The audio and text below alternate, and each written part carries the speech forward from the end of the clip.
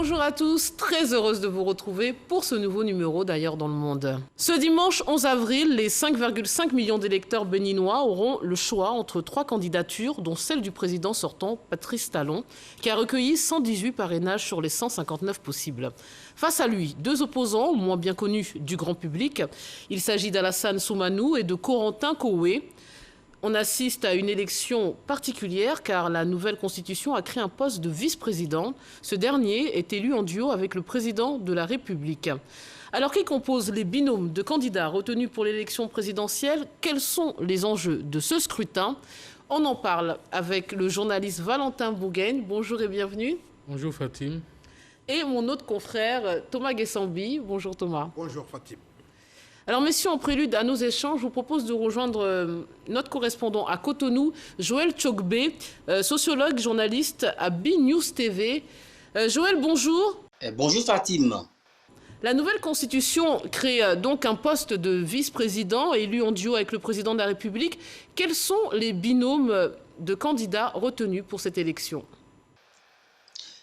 Il faut dire qu'au mois de février, la Sénat, la Commission électorale nationale autonome ici à Cotonou, avait enregistré une vingtaine de candidatures. Mais avec l'application stricte de la nouvelle constitution ainsi que du nouveau code électoral qui instaure notamment un système de parrainage, seulement 3 duos avaient donc pu valider leur ticket. Il s'agit de l'actuel chef d'État, Patrice Talon, candidat à sa propre succession, et de sa colistière, Mariam Chabi Talata, du duo du parti FCBE, Alassane Soumanou Djemba, et de son colistier, Paul Humpé, puis enfin d'un troisième duo de la dynamique restaurée, la confiance portée par Corentin Koué, et puis de son colistier, Irénée Josias Agossa. Alors, en termes d'impact sur l'élection, on aurait pu assister à un bicéphalisme politique avec d'un côté le duo de la mouvance du pouvoir en place face à un duo de l'opposition unifiée ou radicale, qu'elle soit plurielle ou qu'elle soit donc portée par une seule voix. Mais en tout cas, le gain substantiel que l'on pourrait tirer de ce scrutin, de cette élection, en tout cas selon les concepteurs de la réforme, c'est la réduction drastique du nombre de candidats avec 3 duos en lieu et place de la quarantaine autrefois dénombrés. Les projets de société, les offres politiques sont plus lisibles et sont régulièrement critiqués ici à Cotonou. En termes de logistique, la Sénat ferait forcément un travail moins pénible. Et puis, bien entendu, cette commission électorale ferait donc des gains en termes économiques pour l'organisation pratique de ce scrutin. Une chose est sûre et certaine, les 3 duos sont en compétition et les Béninois les observent. Comment les populations appréhendent cette élection présidentielle? Y a-t-il un engouement? C'est difficile de répondre de façon péremptoire à cette question que vous posez, mais il n'est pas superflu de reconnaître que cette élection présidentielle se tient dans un contexte plus ou moins électrique ici donc au Bénin, avec une crise de confiance qui oppose les différents acteurs politiques. Dans un tel environnement, 2 sentiments se dégagent au sein des populations. D'un côté, il y a donc l'indifférence de certains citoyens en raison de ce qu'ils appellent ici à Cotonou l'exclusion des acteurs majeurs de l'opposition radicale. Et puis, d'un autre côté, l'on voit très bien l'effervescence qui suit le candidat de la mouvance et sa colistière, Patrice Talon et Mariam Chabi et Talata. C'est d'ailleurs ce double sentiment qui légitime et qui fait du taux de participation à ce scrutin présidentiel du 11 avril prochain un enjeu majeur. De nombreuses voix au sein de l'opposition affirment que le mandat du président sortant Patrice Talon a pris fin le mardi 6 avril à minuit. Qu'en est-il exactement? Vous soulevez là une question qui divise à la fois la classe politique, les hommes de droit et les populations ici au Bénin. En réalité, dans la tradition démocratique béninoise, le 6 avril est une date repère. Elle marque à la fois la fin d'un mandat et puis le début d'un mandat présidentiel ici au Bénin.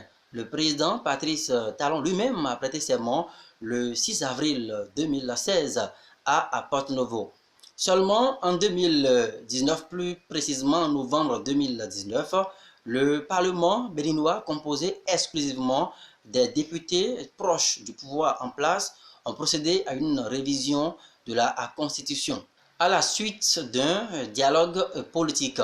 À cette occasion, de nouvelles dispositions ont été adoptées pour l'organisation des élections générales en 2026 ainsi que l'alignement des mandats présidentiels, législatifs et ainsi que communaux.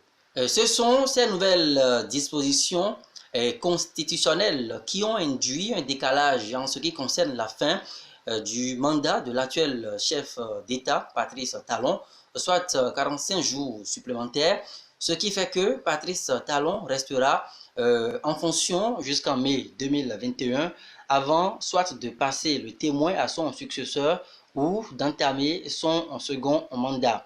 Et ici à Cotonou, le principe de la non-rétroactivité de la révision constitutionnelle sur un mandat présidentiel en cours ainsi que le processus ayant sous-tendu la révision de cette constitution sont des arguments forts qui nourrissent la contestation des opposants. Merci Joël. Alors messieurs, l'alternance politique au Bénin s'est déroulée sans accroc majeur depuis 25 ans. Mais cette élection semble cristalliser les tensions. Pour quelles raisons, Valentin Bougagne? Les raisons de cette crispation sont à rechercher principalement dans les réformes qui ont eu lieu dans les réformes de l'espace politique, qu'il s'agisse des réformes s'agissant de la charte des partis politiques, comment les partis politiques doivent désormais se constituer, que ce soit des réformes relatives au mode de scrutin, les modalités, les conditions à remplir et autres qui ont changé. Le parrainage, par exemple. Le parrainage, par exemple, qui est intervenu, alors qu'au sein de l'Assemblée nationale, eh bien, ne siège pratiquement pas d'élus de l'opposition, alors pour des forces qui sont des contre-pouvoirs, c'est pratiquement impossible de pouvoir faire acte de candidature, en tout cas en respectant les critères en vigueur. Alors le fait que l'opposition soit écartée du scrutin pour la première fois depuis la conférence nationale des forces vives de la nation qui a ramené le multipartisme au Bénin en 1990, le fait que l'opposition soit absente, exclue du jeu pour la première fois en 30 ans, participe également donc à l'envenimement des rapports et aux incidents qui ont survenu ici et là par rapport donc à ce scrutin où les tensions sont désormais à l'extrême. Thomas Guessambi, vous allez dans le même sens que Valentin Bougagne. Vous pensez que c'est la situation politique liée aux différentes réformes qui cristallise les tensions? Bien entendu, par-delà ces réformes, les signes annonciateurs de cette ambiance qu'on ne va pas juger de bon enfant à la veille de ce scrutin présidentiel.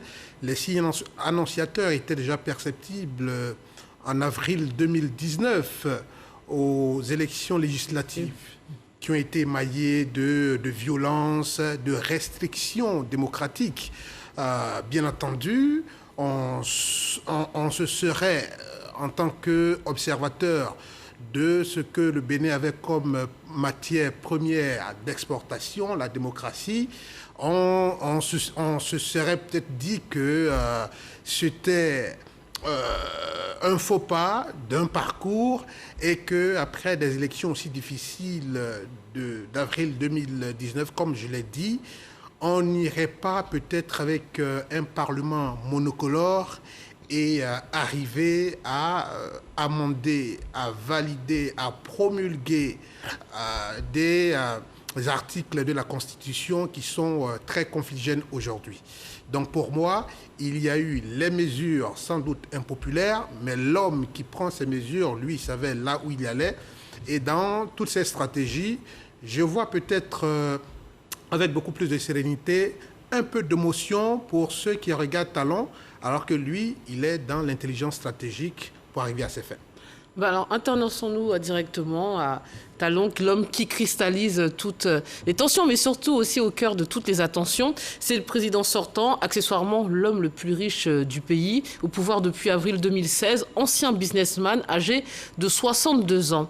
Qui est-il? J'aimerais qu'on s'intéresse d'abord à son parcours d'homme d'affaires avant de faire son bilan politique.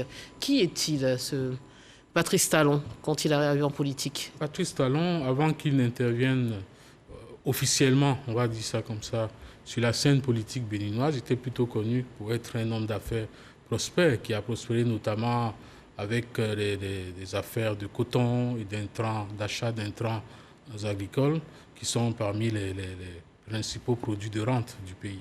Donc il a prospéré au point où Forbes, le fameux magazine Forbes, le classait parmi les principales fortunes, en tout cas la première fortune du Bénin, et l'une des principales d'Afrique francophone subsaharienne.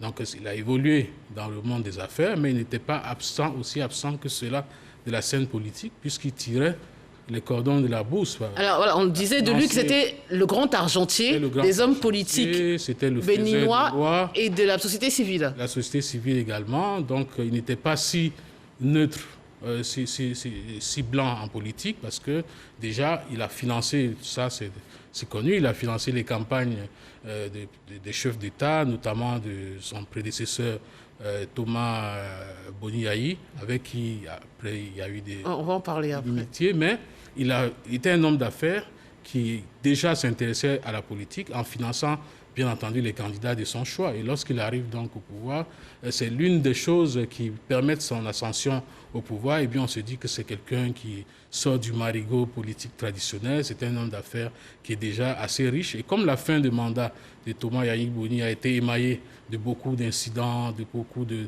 détournements, d'histoires de détournements de fonds et autres, eh bien il apparaît comme un homme neuf, ce qui fait donc qu'il passe haut la main avec plus de 65% des voix au second tour. On va s'intéresser à son parcours politique. L'homme d'affaires remporte donc finalement l'élection présidentielle de 2016, mais le président sortant est accusé d'avoir amorcé un tournant autoritaire. Les principaux opposants sont aujourd'hui en exil ou poursuivis par la justice béninoise. Quel est le bilan politique de Patrice Talon? Le champ politique, c'est que ce qu'on pourrait retenir de ce parcours du président béninois Patrice Talon, il y a peut-être deux choses. Ou bien les paroles données par les hommes politiques, les leaders politiques ne valent que pour ceux qui les enregistrent, ou bien il y a des paroles qu'on donne sans faire attention à sa position du moment. Donc, il prononce des paroles fortes comme celle de vouloir une candidature, ou du moins une mandature unique. Il ira même parler d'exigence morale. Donc, comment comprendre que quelqu'un qui parle d'exigence morale et qui s'est même battu en 2017 pour que cette mandature unique soit inscrite dans la Constitution, puisse aujourd'hui se représenter. Donc, ce que nous voyons, c'est que ensuite, lui, qui a été un faiseur d'hommes en finançant les campagnes de 2006, de 2011 de son prédécesseur Yayi Boni, il devient après ennemi de Yayi Boni qui va le poursuivre. On va en parler. Et lui qui est soutenu par Ajavon aussi devient après ennemi d'Ajavon. Donc c'est une scène, on aurait dit, riche en rebondissements à laquelle nous assistons. Son bilan politique selon vous? Le bilan politique de Patrice Talon, eh bien il y a du bon et du moins bon, on va dire ça comme ça. Alors il y a du bon parce que lorsque Patrice Talon arrive donc au pouvoir, il est question de réformer la vie politique béninoise qui en a besoin, qui en a bien besoin parce qu'on l'a vu avec les 30 ans pendant lesquels pendant lesquels a duré cette expérience politique démocratique béninoise récente. Pendant tous ces 30 ans, eh bien, on a vu qu'il y avait certes des alternances au pouvoir et autres, mais que fondamentalement, le jeu politique était vicié quelque part. D'où l'affairisme qui est intervenu dans le champ politique, les retournements de veste, les alliances contre nature et autres qui ont totalement déstabilisé l'espace politique et désorientent les populations et sabotent au finish l'action gouvernementale de quiconque arrive au pouvoir dans ces conditions. C'était désormais difficile d'arriver au pouvoir au Bénin sans passer par des alliances contre nature, des alliances hétéroclites et autres dans lesquelles les citoyens ne se retrouvent pas. Et tout ceci sont des arrangements politiciens qui ont pris le pas en réalité sur l'expérience démocratique qu'attendaient les populations. Ça, donc de ce point de vue, lorsque Talon arrive avec cette intention carrément de réformer la vie politique, eh bien le projet est très bien accueilli. Sauf que c'est là où il y a le moins bon, sauf que lorsque Talon le fait, lorsqu'il, par exemple, on exige d'un leader politique, avant de déposer sa candidature, qu'il ait quand même l'onction de quelques personnes... Le parrainage... Lorsqu'on exige qu'il y ait un quitus fiscal qui prouve que quand même il a payé ses impôts, je pense que c'est quand même un minimum d'éthique qu'on introduit là dans le jeu politique, même si ça a été fait à dessein.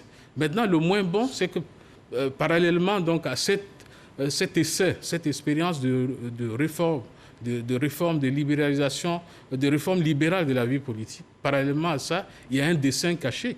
C'est-à-dire que le dessein qui était de renforcer les institutions s'est retourné totalement en sens inverse, puisque les institutions aujourd'hui sont pratiquement démantelées, en tout cas mises sous la coupe du régime présidentiel que Talon était censé combattre lorsqu'il est arrivé au pouvoir. Donc c'est pour ça que j'ai dit qu'il y a du bon. C'est le début de réforme, le début d'assainissement d'une vie politique, jusque-là polluée par des affaires diverses, et le moins bon qui est la tentative donc, de caporalisation de la vie politique par la liquidation et des syndicats et des associations, et même des partis politiques traditionnels.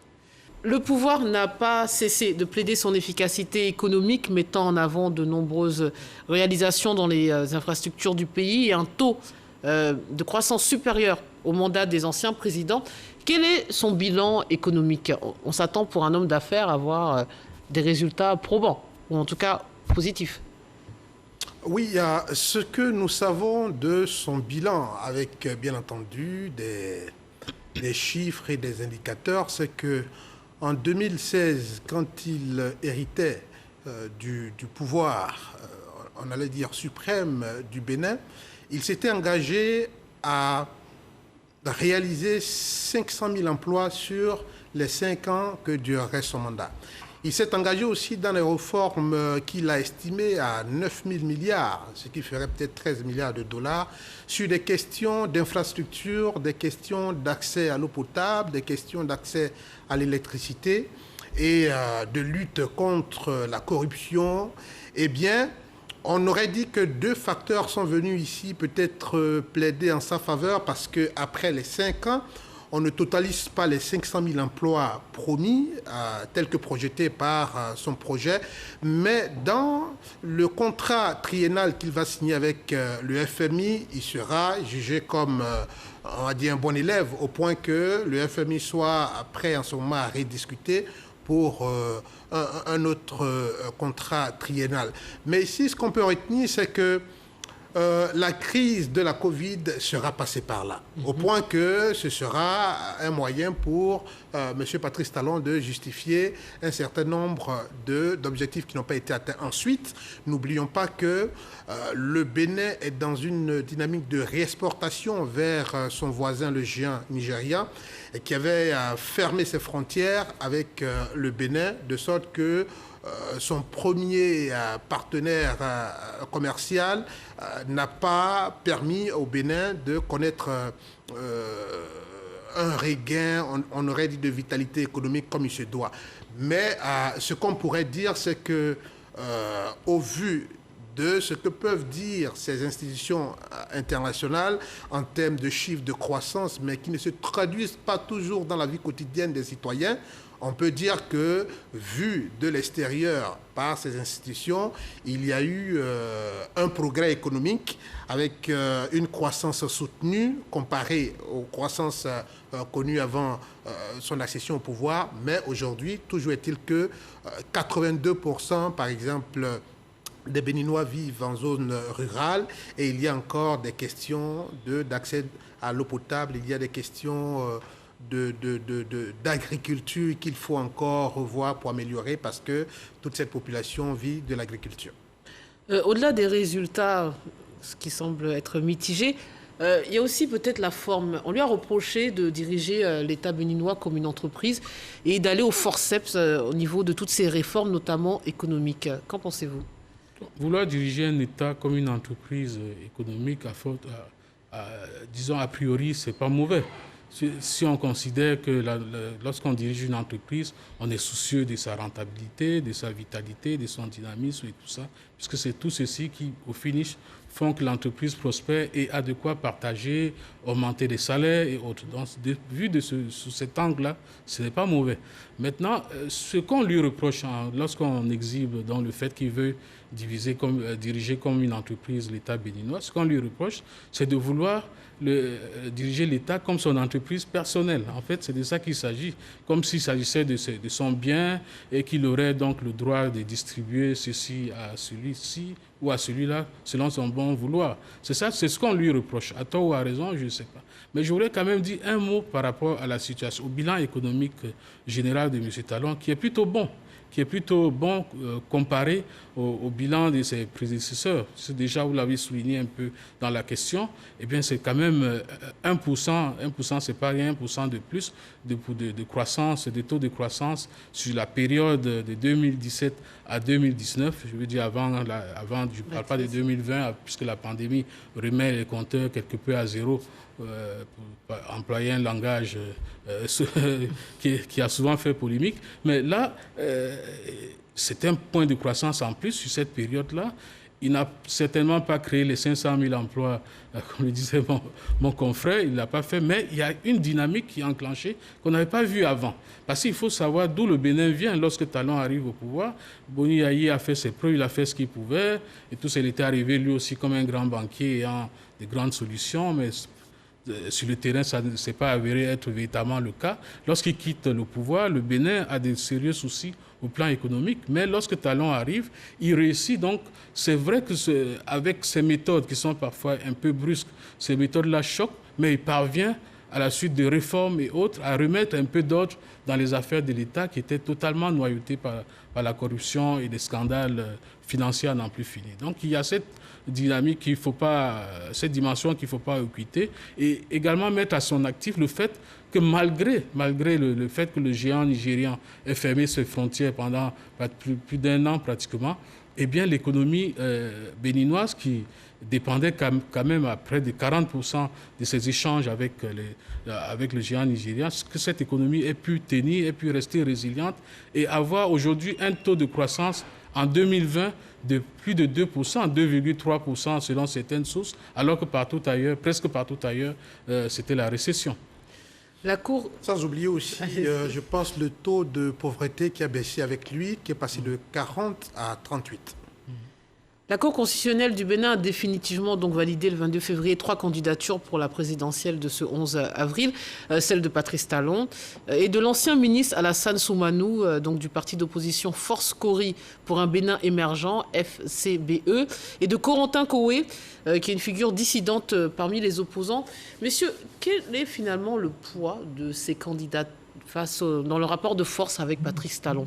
Parce que ce ne sont pas les grandes figures de l'opposition béninoise qui sont face à Talon. Non, ce sont des opposants sur mesure qui ont été choisis justement parce qu'ils représentent peu de choses par rapport à Talon qui va certainement gagner. Aujourd'hui, le principal enjeu, je sais qu'on va arriver là, mais le principal enjeu de ce scrutin, ce n'est plus qui va l'emporter, c'est plutôt quel sera le taux de participation qui puisse crédibiliser ou décrédibiliser l'élection. Parce que face à Talon, vous avez des opposants qui n'en sont pas véritablement, que ce soit M. Soumanou ou M.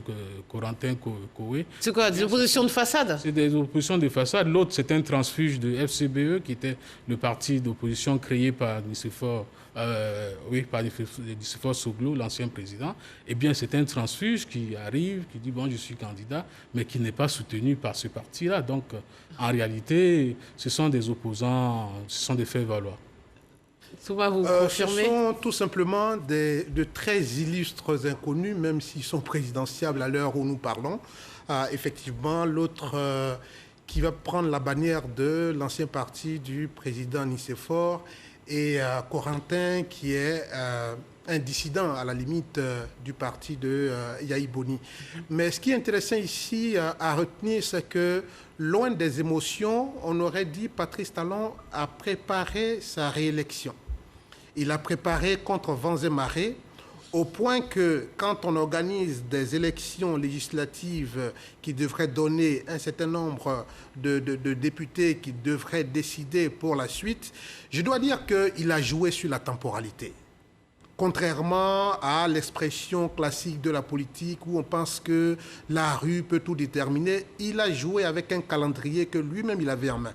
Il arrive à partir de ses promesses de dire qu'il faut un seul mandat. Il tente en 2017, comme je l'ai dit, une réforme qui est rejetée.